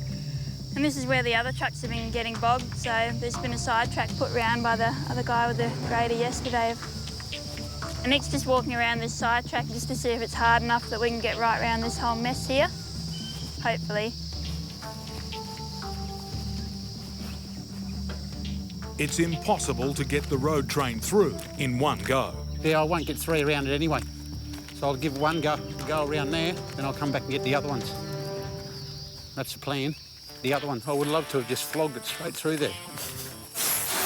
I'm just one of them lucky fellas that my wife comes along with me to give me a hand. Because I don't think most of the truck drivers' wives don't go along and give me a hand. -2 trailers, they set off on the 500-metre diversion. Not fit for a car, let alone a 30-tonne truck. It is a touch and go because that sidetrack's only been just pushed in. And I don't know, it's pretty soft around there. I lean a lot on Nick, you know, and trust his judgment. A lot weighs on his shoulders, unfortunately, but it's a bit of a risk. The wheels are spinning. The speed, barely walking pace. But they're through. Now for the big test. Nick's decided to double down on his luck and try to pull the remaining trailers through in one go. 50 tonnes of trucking trouble. We might be just sitting here for a little bit. Yeah. It's not like we're bogged to the arse, we're just in a centimetre of grease. The drive wheels spinning uselessly in the black clay mud. They may as well be on ice. It's not going to go anywhere. We can try putting some grass and crap under them wheels, a few sticks so we can get up. Yes, temporarily stuck. You don't need much when it's greasy like this. Sometimes a bit of dead grass and a few leaves and things. You just need to get that greasiness off the wheels. Afternoon storms are brewing. No good at panicking. I'll start panicking when the bloody rain starts falling. Then I'll be panicking.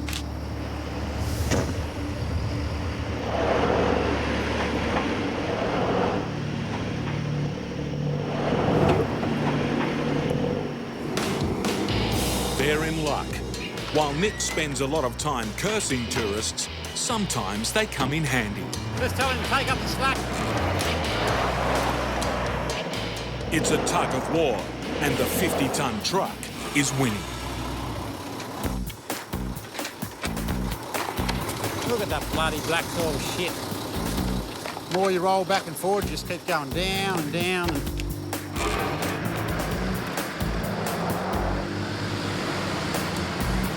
At last, some traction, and Nick's finally out of trouble. Over one hurdle, and on to the next. This bloody rain's coming in pretty quick. A nasty black soil bog. To get through, Nick needs to gun it. Come on, old girl.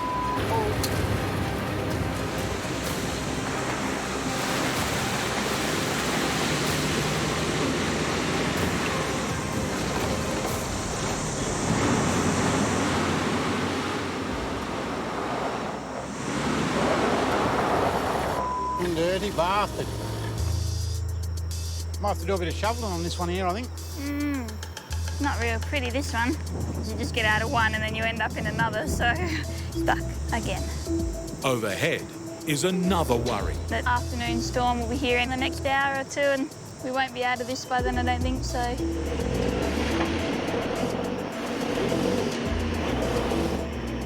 think we just get a shovel some of that mud out of them wheels. And it wants to move. Just this bloody mud bill pulling us up. Black soil. This is how messed up this weather is. It's freezing up there, big rain coming, the ground's burning the soles off my feet, and it's Swampsville back here, so we just need to dig all that sticky, horrible mud out from in front of the tyres. If it rains here, this will just fill up with water, and if it starts pissing down rain, I'm just going to have to see if I can unhook it, but we're going to get bloody rain here. It's just getting blacker and blacker since we've pulled up here.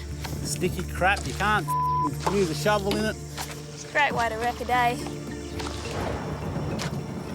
It's going to rain any minute. Watch out there, Joanna. I'll just see if it's going to move at all.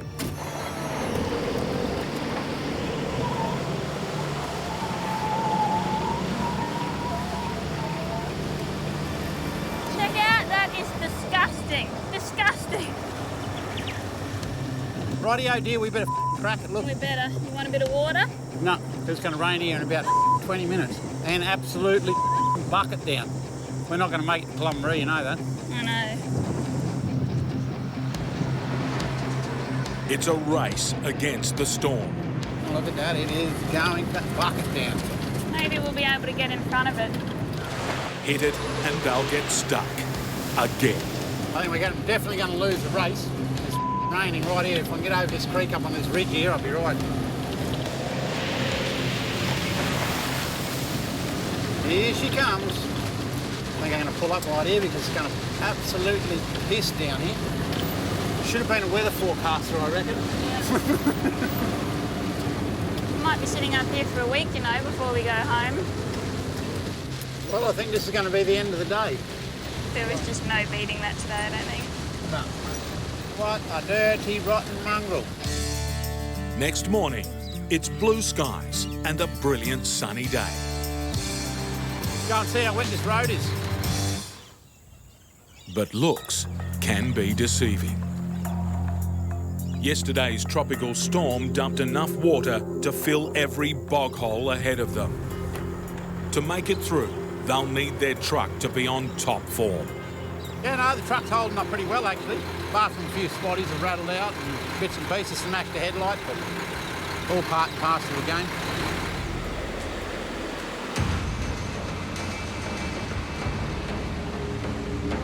Test after test for truck and driver. It's still pretty wet. It's a bloody bog hole, this is. Come on, old girl, hook in.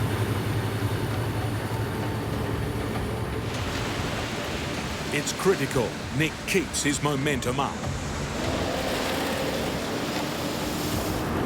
Rough too, this sucker. Come on, old girl. If I can get the pace up a little bit. Come on, old girl. Oh, it's slippery, slippery. Got out the other side, that's one good thing. Pretty much I've got one little bloody spot up here, just got to climb up a little bit. It might be bloody still too wet. Don't lose the pace, come on. They're nearly at their first drop-off. We've just got 800 metres to go to town, but there's bloody one patch up here that is a little bit boggy. Come on, I'll walk in. Then we've got a bog tourist as well. A motorist in strife, right in his way. As long as we can get out of here. Reducing Nick's options.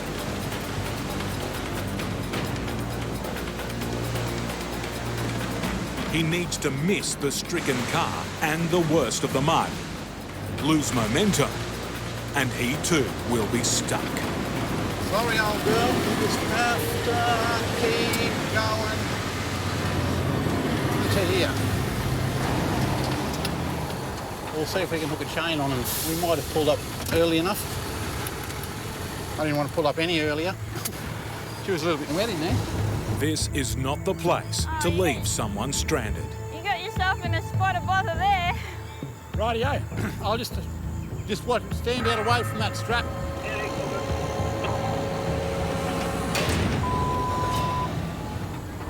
And that is exactly like straps and things like that. Snap straps can kill people. Like, you know, four-wheel drive enthusiasts love them, but they're really quite a dangerous bit of kit. So you never stand near anybody winching or towing or anything like that. Second time round.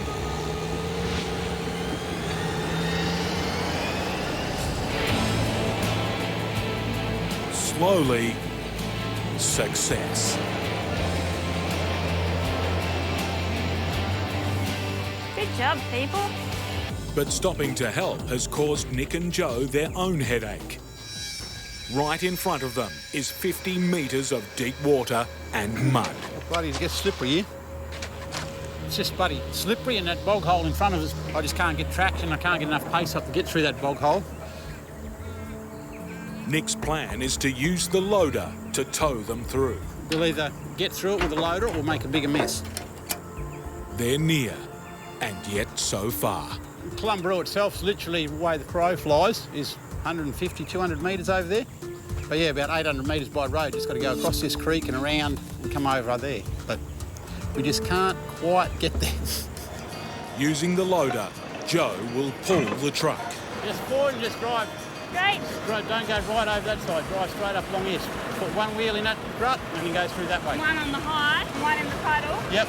And then go straight through there. Second gear and into it. It's a task that would test any marriage. It's not my favourite part of the job, You don't have to go flat out, just... I can't hear a word he's saying. Don't spin the wheels and don't lose traction, but don't stop and don't go too fast and don't go too slow. And do it all just right.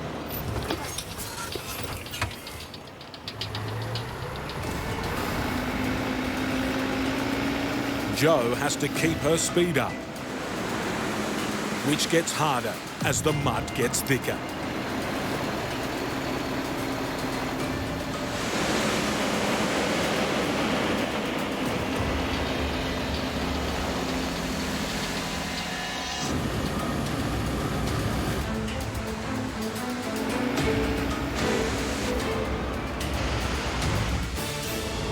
Oh, now he'll be mad. What happened over there? I couldn't steer. I tried to steer and it's just sucking me in. Did you see my front wheels like completely sideways? Slippery shit. So frustrating, and you never know just what he wants, and yeah, it's impossible. Nick has one last option. A heavy-duty chain. I'll hook a chain on to see if I can get this loader up onto a little bit of harder ground. But it's a dangerous gamble. I just don't want one of these chains to snap. It'll straight back through the windscreen or the lights, or hopefully that won't happen. Just first gear. First gear. Yep. It's the final throw of the dice.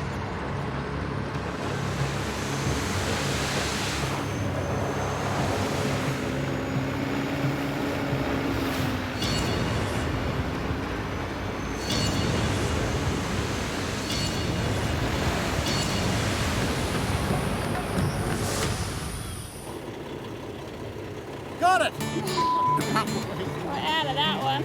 It's been hard yakka for 4 days to get here, so is it worth it or not? I don't know. Look, it's worth it to the people that are going to get their gear that they Right, really we need. have to hook onto that other little Is it trailer. worth it to my Saturday and the marriage? I don't know. Long-haul specialist Turbo has his eyes on the skies. Storm clouds there. That's the snot I'm heading into. In Australia's torrid tropical north, the rainy season's in high gear. This is a time when most truckers are escaping the big wet. But Turbo's heading into the eye of the storm. Because it's the wet season and it's flooding, Weather radar is now saying that there's also a cyclone coming. Ahead are flooded rivers and closed roads. Yes, it does make me nervous. Where I can be trapped between two river crossings or two creek crossings, and that's a place you don't want to be because nobody can get to you. With a small transport business to keep afloat, getting marooned on this voyage could leave Turbo's business high and dry.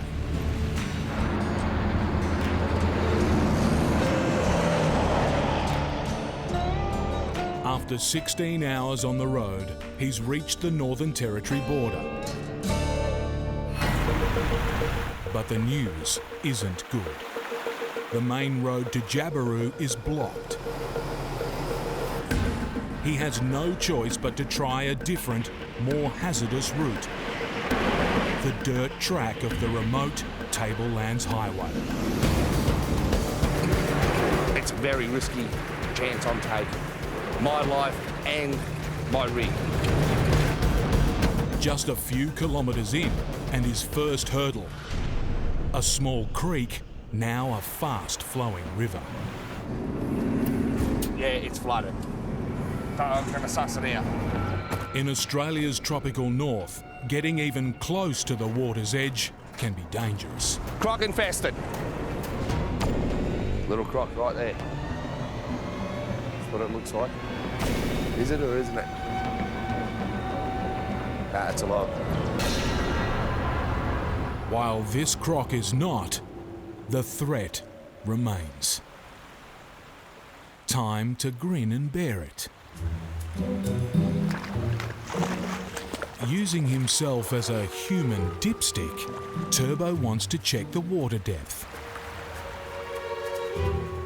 But this road is definitely slippery when wet.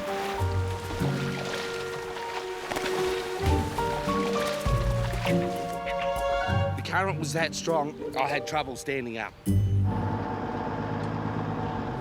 Oh, I got to turn around. That's all I can do. Most truckers would admit defeat, but not Turbo. He's got one last trick up his sleeve.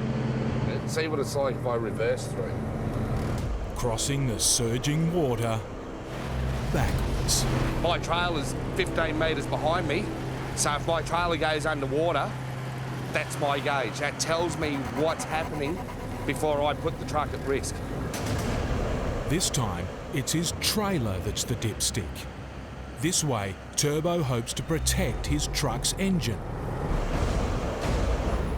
Over the back of the trailer. But get this wrong, and he could lose his load and his truck. Trying to get a gauge of how deep. It's about 1 metre deep here.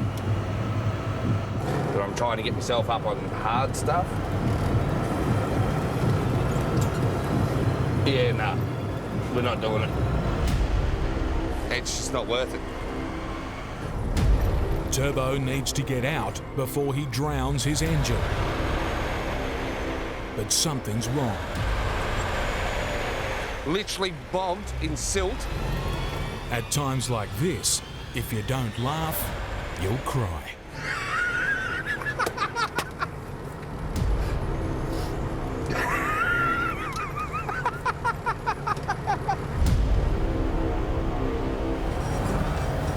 If he can't free his wheels from the river's muddy grip, this could be the last resting place for his $90,000 truck, and the last nail in the coffin of his business.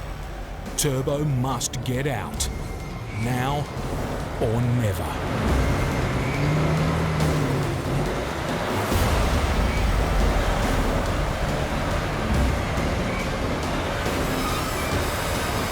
His engine screaming. Fan belts. Water's up over the motor, like through the bottom of the pulleys. One final push.